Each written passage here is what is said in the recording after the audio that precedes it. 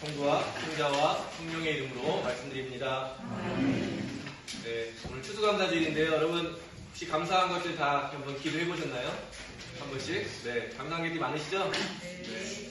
저는 이렇게 말씀 준비하면서 어떤 게 감사할까 생각해 보니까 올해 제가 어쨌든 교회를 옮기는 아주 큰 일이 있었는데 그 과정 가운데 참 필요한 것들을 주님께서 다 마련해주셨구나, 이런 것들을 다시 한번 되돌아오면서 기억하게 됐고 정말 감사하게 됐습니다.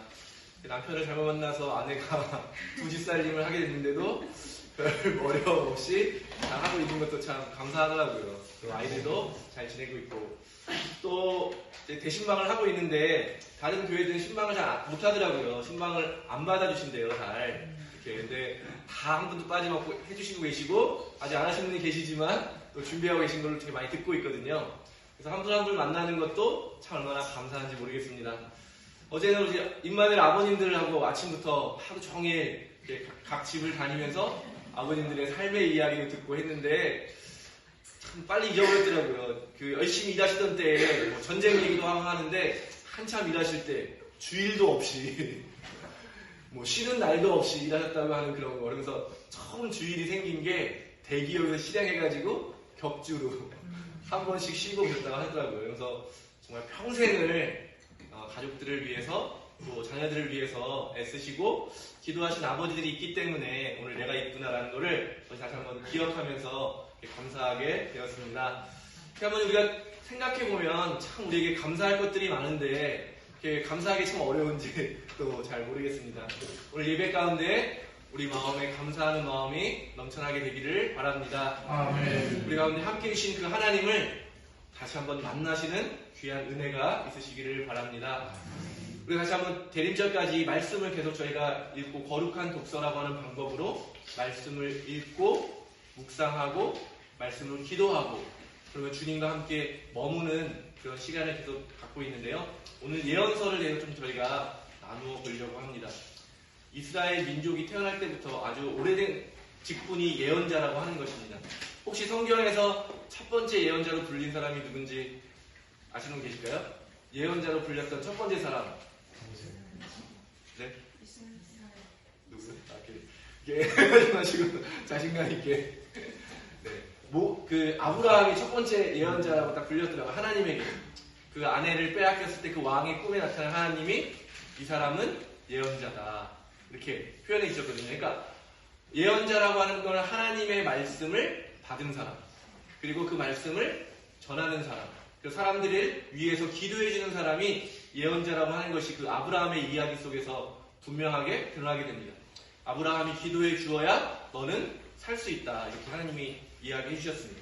그래서 예언하면 우리가 미래의 어떤 일을, 정치는 사람처럼 미래의 일을 알려주는 것이 우리가 흔히 생각하기 쉬운데, 그 한자 예자는 미래의 예가 아니라 맡겨준다. 예금할 때가 아니라 예금할 때도 예자를, 같은 예자를 쓰는 거거든요. 그러니까 하나님이 맡겨주신 말씀을 전하는 사람. 그래서 이스라엘 역사 가운데는 유명한 예언자들이 많죠. 아까 말씀하신 모세도 대표적인 예언자고, 모세의 누이였던 미리암도 여예언자라고 성경에 표현되어 있고요. 판간이었지만 드보라도 여예언자였다고 얘기하고요. 다윗 시대의 나단도 예언자였고, 가장 유명한 예언자는 엘리야와 엘리사베트. 그래서 예수님이 변화산 사건에서 모세와 엘리야를 만난 게 그냥 선택된 게 아니에요. 모세는 율법을 표현하는 분, 엘리야는 예언자 중에 대표하는 분으로 이렇게 만나게 되는 거거든요. 그래서 이스라엘 역사 가운데 있었던 이런 예언자들은 주로 기적을 일으키고 하나님의 말씀을 선포하는 사람이었는데, 성서에 기록된 예언서는 그분들하고 좀 다르게 이스라엘이 이제 나라를 세웠다가 점점 멸망하게 돼요. 두 나라로 갈라지죠. 북이스라엘, 남유다로 나눠지게 되는데 8세기가 되면, BC 8세기가 되면 북쪽은 멸망을 해요. 그래서 멸망할 때쯤 BC 9세기부터 8세기까지 활동하게 예언자들이 있었고, 또 남유다는 BC 6세기에 멸망을 하게 되거든요. 그러니까 그때 당시에 활동했던 또 예언자들, 이분들이 주로 다른 예언자들은 행동으로, 말로 다른 사람들이 그분의 이야기 형식으로 그 예언자들을 기록했다면, 이분들은 예언의 말씀을 직접 문자로 기록한 거예요. 그 나눠드린 거에 보시면 성경 중에 좀 네가 아무리 들어도 좀 이렇게 익숙하지 않게 되는 뭐 말라기, 하박국, 나훔, 학개 이런 책의 이름들은 그 예언자의 이름인 거예요. 예언자의 이름을 따서 총 16명의 예언자 그리고 에레미야, 애가까지 해서 17권의 예언서가 구약 뒷부분에 기록되어 있는 거죠. 그래서 이분들은 이제 자기들의 이야기를 이렇게 썼는데 분량이 많은데 잘 살펴보면 그 안에는 꼭 예언서만 있는 건 아니에요. 그 안에 지난주에도 말씀드린 묵시문학이라고 하는 장르, 다니엘서나 스가랴서나 뭐 이런 부분들은 묵시문학적 성격을 가진 내용들도 그 안에 있습니다. 또 잘 아시는 요나 이야기 아시죠? 물고기 뱃속에 들어갔던 요나 이야기는 실제로 다른 예언자들처럼 이야기 형식으로 구성이 되어 있는 예언서도 있어요. 그러니까 이거를 그냥 전체를 이해하기 위해서 제가 이제 설명드리는 거지 하나하나 살펴보면 다 독특한 양식도 있고 뜻이 있다. 그러나 이 전체를 우리가 좀 파악하기 위해서 제가 오늘 짧은 시간에 다 설명드려야 되기 때문에 공통되는 것들 이런 것들을 위주로 좀 나눠 드리려고 합니다.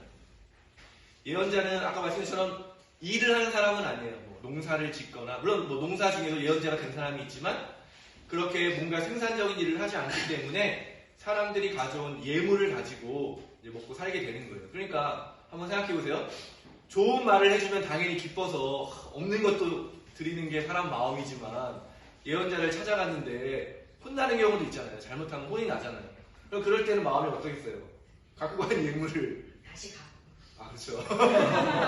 정확하시네요. 있는 것도 뺏어도 내가 좀 가져가겠다 할 정도로 그러니까 점점 예언자들이 생활이 어렵게 되니까 어떻게 하겠어요? 사람들이 듣기 좋은 말만 전하게 되는 거예요. 그러니까 예언서를 보면 거짓 예언자들이 나와요. 왜냐하면 국가가 멸망하게 되었는데 절대 안 망한다고 사람들에게 이야기하는 거예요. 그 사람들이 누구 말을 듣겠어요? 예언자는 망한다. 그것도 니네 잘못 때문에. 이렇게 말하는 사람이 있고 어떤 사람은 절대 안 망한다. 하나님이 우리를 지켜주시는데 아무리 센 저 나라가 공격을 해와도 우리는 절대 망하지 않는다. 사람들이 누구 말을 듣겠어요? 안 망한다는 말을 듣고 그러니까 이 예언자들이 그렇게 하나님의 말씀을 맡겨진 말씀을 전했는데 거짓 예언자들도 많았다는 거예요. 하나님의 말씀이라고 하면서 사람들의 속이고 사람들에게 뭔가 이득을 취하려고 하는 사람들도 많이 있었다. 우리 마태복음 우리 한번 같이 나눠드린 종이에 보면 우리 일본의 아래쪽에 마태복음이 있는데요. 한번 읽어보도록 하겠습니다. 시작. 율법학자들과 바리새파 사람들아 너희 같은 위선자들은 화를 입을 것이다. 너희는 예언자들의 무덤을 간장하고 성자들의 기념일을 장식해 놓고는 우리가 조상들 시대에 살았더라면 조상들이 예언자들을 죽이는데 가담하지 않았을 것이다 하고 너들어댑니다. 이것은 너희가 예언자를 죽인 사람들의 후손이라는 것을 스스로 실토하는 것이다. 그러니 너희 조상들이 시작한 일을 마저 하여라. 아멘. 그러니까 예수님도 예언자의 어떤 직분이 있으신 거죠. 사람들에게 하나님의 말씀을 전해주는 분이었으니까. 그런데 이 예언자들이 하나님의 말씀을 전했을 때 꼭 환영받기보다는 주로 미움을 받고 왜냐하면 이 진리라고 하는 게 늘 귀에 쏙 들어오는 말씀이 아니라 우리의 잘못들을 들춰내기 때문에 성서를 읽다 보면 읽기 어려워지는 이유가 우리 자신의 부족함, 연약함이 들추어지기 때문에 그걸 인정하기가 참 어려운 게 인간이 가지고 있는 한계 중에 대표적인 거기 때문에 예언자들도 마찬가지로 미움을 받고 쫓겨나고 심지어 죽임을 당한 일이 많이 있었다는 것을 예수님께서 말씀하시면서 예수님이 대표적으로 예언하신 말씀이 무엇이에요? 너희가 자랑하는 저 성전을 내가 허물겠다. 그리고 사흘 만에 다시 짓겠다. 그들이 정말 너무나도 소중하게 생각하는 그 성전 자체가 허물어진다는 말을 받아들이지 못했던 거죠. 이 말이 뭐예요? 너희들도 똑같이 하나님의 말씀을 듣기보다는 너희들을 행복하게 하고 니네를 편하게 하는 거기를 따르고 있다. 예언자들이 말씀을 전했을 때도 여전히 제사는 잘 올려드리고 절기도 잘 지키고 신앙 행위들은 많았단 말이에요. 그러나 신앙 행위들대로 그 안에 있어야 될 하나님의 자비, 하나님의 정의를 지키는 데는 실패했다라고 하는 말을 고발했단 말이에요. 예수님도 마찬가지입니다. 너희들이 자랑하는 저 아름다운 성전이 뭐가 중요하냐. 이렇게 말했을 때 받아들이지 못했던 사람들이 결국 예수님을 그거를 꼬투리 잡아서 십자가에 달아 죽이는 일이 실제로 발생했고, 예수님이 그들에게 그런 말씀을 하시는 거예요. 너희들이 지금 조상들이 시작한 예언자를 받아들이지 않고 죽였던 일, 지금 참된 예언자인 나를 죽이려고 계획하고 있는 일을 해라 라고 예수님이 말씀하신 겁니다. 이처럼 예언자들은 말씀을 전하면서 뭔가 자기들의 이익이 되는 것을 하기 못했기 때문에 사실은 많이 괴로웠을 것 같아요. 뻔히 그 결과를 알지만 전할 수밖에 없는 그들의 상황. 그것이 바로 넘어가면 소명기사, 부름받은, 예언자로 부름받았던 거기에 나타나 있는 거죠. 우리 한번 에제키엘서 같이 한번 읽어볼까요? 시작. 30년 되던 4월 5일이었다. 그때 나는 그갈 강가에서 포도들 속에 뛰어일어나다 하늘이 열리며 나타나는 신비로운 광경의 발현을 보게 되었다. 그날 5일은 바로 여호와의 왕이 사로잡혀 온 지 5년째 되는 날이었다. 그날 그의 아들 에제키엘 사제가 바빌론의 그발 강가에서 야훼의 말씀을 받았다. 거기에서 그는 야훼의 손에 잡혔던 것이다. 아멘. 뭐예요? 잡혔다고 하잖아요. 내가 원해서 예언자가 되고 내가 원해서 이 말을 여러분에게 전하는 것이 아니라는 거예요. 내가 이 말을 전하는 것은 바로 하나님이 나를 강권적으로 선택하시고 붙드시고 나에게 말씀을 주셨기 때문에 나는 이 말씀을 전하는 것이다. 그러니까 뭐예요? 예언자가 지금 이 말씀을 전하는 그럴 수밖에 없는 자기의 이야기를 이 소명 이야기를 통해서 말하고 있는 거죠. 나도 이 말을 지금 여러분 앞에서 하는 것이 내가 원하는 게 아니야. 그러나 하나님이 원하시기 때문에 내가 하는 것이다. 그리고 보면은 아주 정확한 구체적인 날짜를 이야기하잖아요. 또 더 유명한 이사야서의 그 이야기를 첫 번째 시작할 때 뭐라고 하면 우시야 왕이 죽던 해. 그러니까 시간이 굉장히 중요하다는 거예요. 우리가 신앙을 절대적으로 표현할 때가 많거든요. 하나님은 절대적인 분이시기 때문에 절대적으로 순종해야 된다. 이렇게 우리가 흔히 생각할 때가 많은데 예언자들의 말씀, 예언서를 보면 하나님은 이런 시간이 굉장히 중요했다는 거예요. 언제 전해지느냐가 굉장히 중요했다는 거예요. 언제 어떤 상태에 있는 사람들에게 어떤 하나님의 말씀이 임했다는 게 중요하다는 것을 지난주에도 우리가 배웠던 역사성에서 그냥 하나님이 아무 상관없는 말씀을 그냥 던져주시는 게 아니라 바로 나에게 꼭 필요한 시간에 그 말씀을 주신다는 거예요. 그러니까 예언자들이 이렇게 정확한 날짜를 하는 이야기는 결국 우리가 성서의 이야기, 하나님의 말씀은 절대적으로 이렇게 온다는 의미가 아니라는 거예요. 바로 나에게 관심이 있으신 거죠. 그 말씀을 주시는 이유도 나에게 관심이 있으시기 때문에 나에게 주시는 거예요. 이따가도 살펴보겠지만 이스라엘 민족이 잘못하고 있기 때문에 그 말씀을 주시는 거예요. 근데 그것도 우리가 인간적으로 생각하면 하나님이 굉장히 뭐랄까요? 좀 그렇잖아요. 망할 줄 알면 어떻게든 전능한 힘을 발휘해서 돌이켜줘야 되는데 그 말씀을 전하고 실제로 그 말씀대로 멸망하고 말잖아요. 그런데 우리가 오해하면 또 하나님이 일부러 그렇게 백성들의 마음을 움직인 거다 이렇게 생각할 수 있지만 아파하는 마음이 애통하는 마음으로 예언자들이 전하는 그 마음. 하나님도 지금 돌이키기를 원하는데 멸망이 정해져 있는 이 미래에 대한 일에 대해서 하나님이 얼마나 안타까워 하시는가. 그러니까 바꿔 말하면 멸망하고 잘되고 우리가 인생의 성공을 원하지만 하나님은 성공과 실패에 관심 있는 게 아니라 바로 나에게 관심이 있다. 바로 우리에게 관심이 있다. 우리는 뭐 교회가 잘되고 뭐 이런 거에 늘 관심을 기울이지만 하나님은 이 교회 자체에 관심이 있으시다. 그러니까 이 우리의 상황에 맞는 하나님의 말씀을 예언자들을 보내셔서 전해주신 거죠. 바꿔 말한다면 우리가 성서를 읽는 것은 우리가 또 하나의 공통점을 가지고 있기도 하지만 각자 사람들에게 필요한 말씀을 주실 것이다.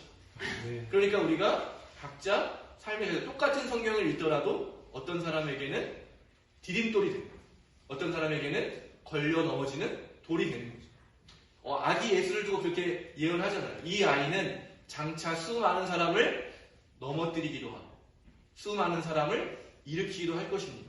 똑같은 예수님을 만났는데 어떤 사람은 넘어진다는 거예요. 왜 넘어져요? 교만하고 죄에 빠져있는 사람은 넘어지게 됩니다.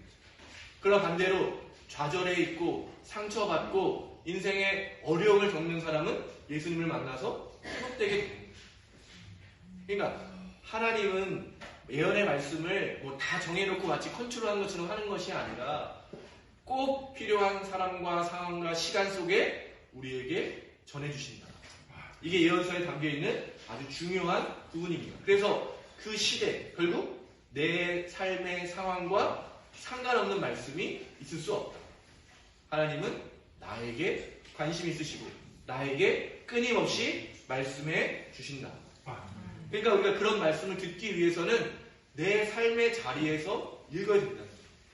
내가 지금 지쳐 있다면 하나님의 이 말씀이 나에게 어떤 의미일까?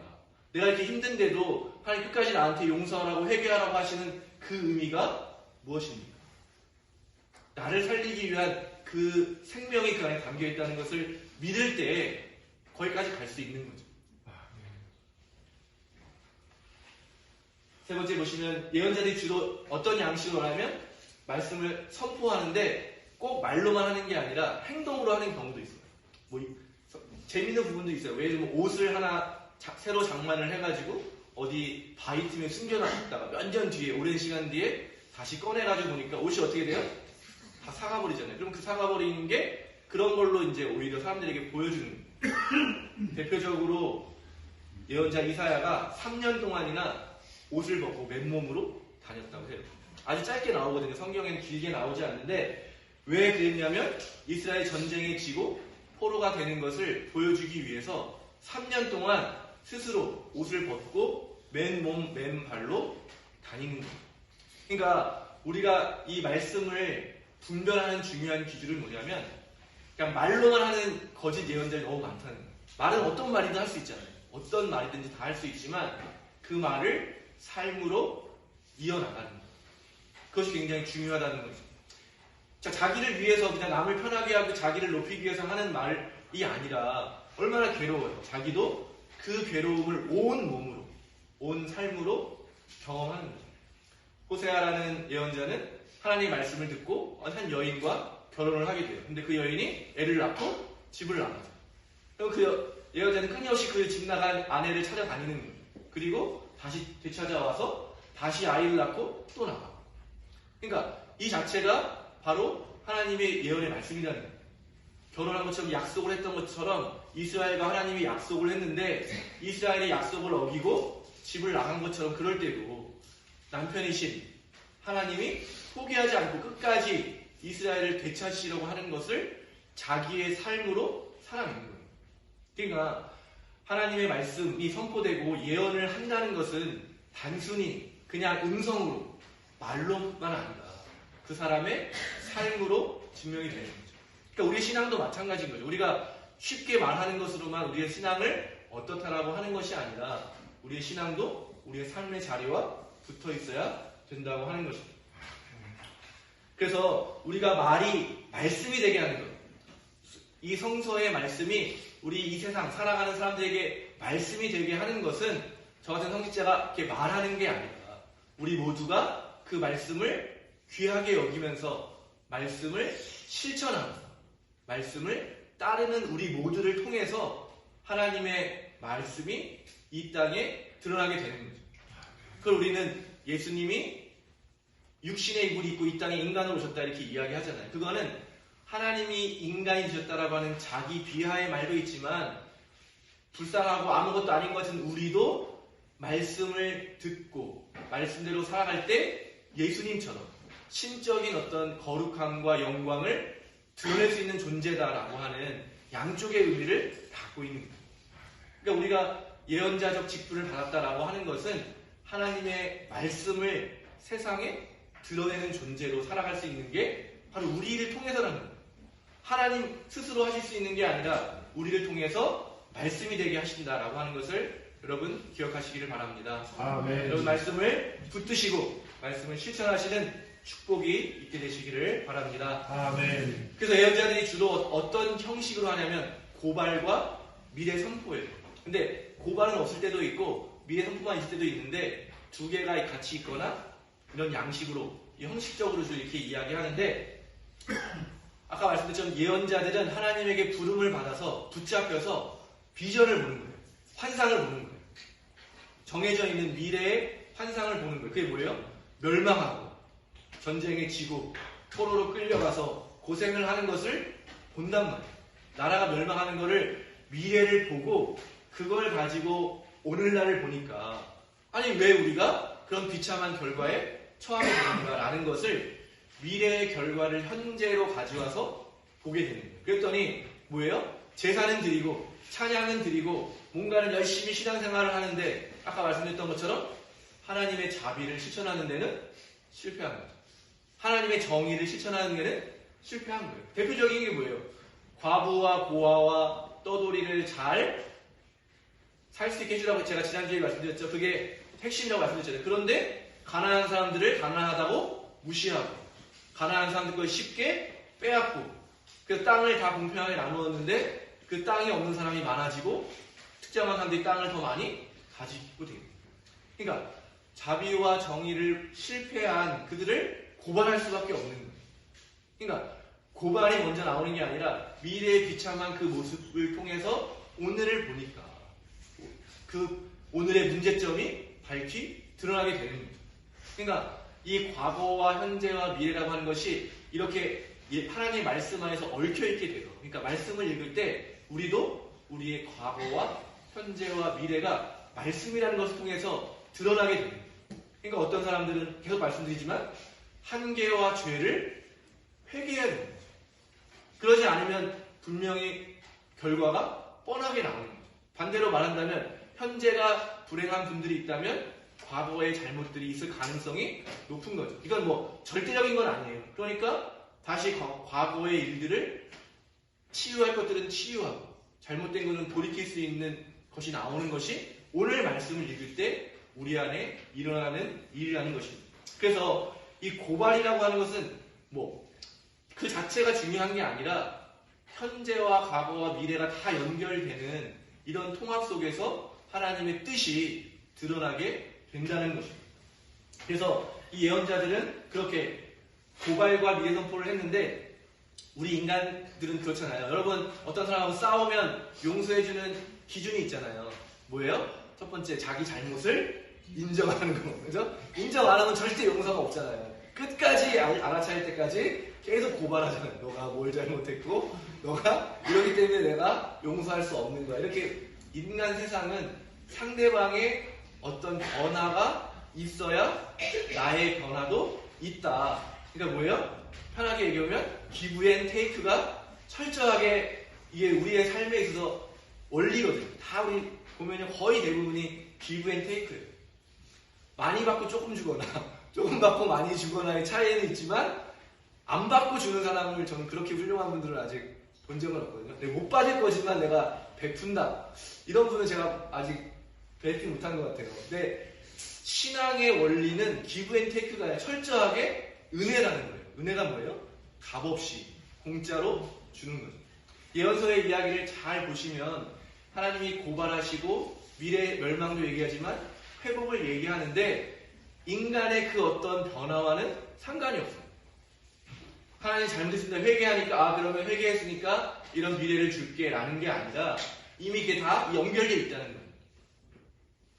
이스라엘의 회개와 상관없이 회복은 그 안에 약속되어 있는 거예요.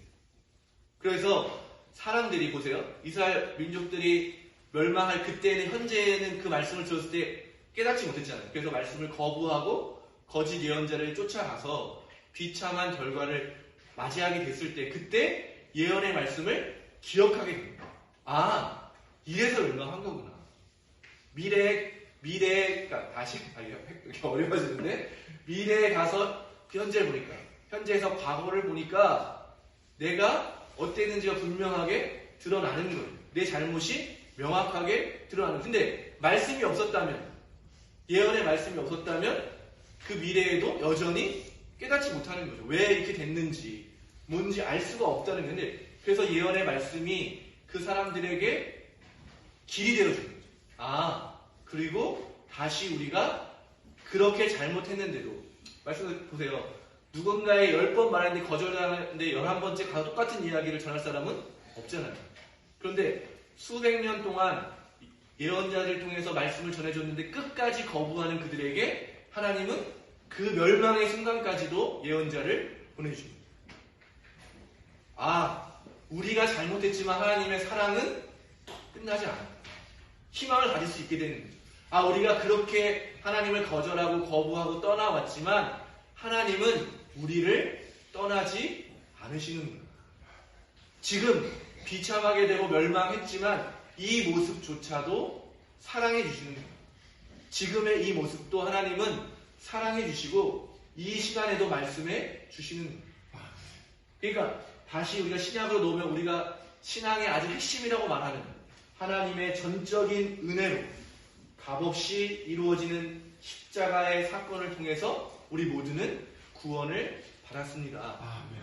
라고 하는 거예요. 그러니까 이 예언의 정신, 예언의 통해 드러나는 하나님의 어떤 분인지, 우리처럼 상대방에 따라 마음이 변하는 그런 분이 아니라 우리가 하나님에게 잘할 때도 잘못할 때도 하나님의 집을 떠나 있을 때에도 하나님은 언제나 영원토록 우리의 아버지라고 하는 사실, 그것이 바로 우리가 소망을 가질 수 있는 그런 힘이고, 그래서 그런 하나님의 언약이, 하나님의 회복의 구원의 약속이 사람들의 변화를 이끌어낸다는 거예요. 그러니까 생각해보세요. 다 멸망했는데 어떻게 다시 우리 해보자 말할 수 있겠어요?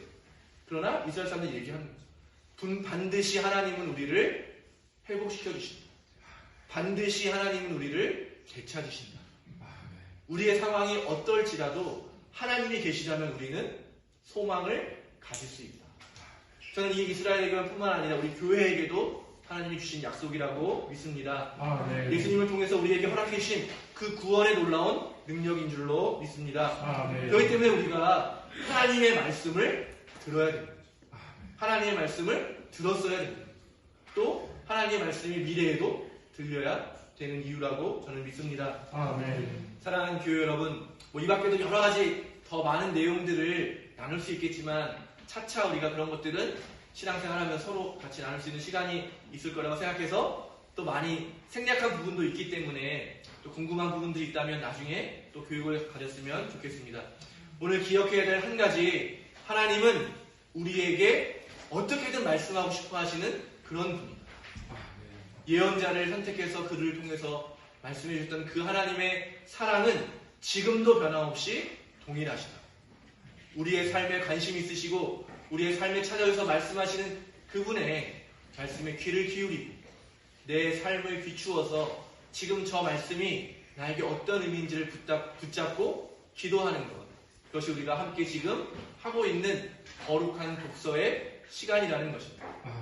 하나님을 믿으시고 말씀이 처음에는 무슨 말씀인지 나와는 잘 연결되지 않는 것 같은 그런 생각이 드시더라도 말씀을 붙드시고 변치 않는 사랑으로 우리에게 관심이 쓰인 그 하나님을 믿으시고 기도의 자리에서 말씀을 붙드시기 바랍니다.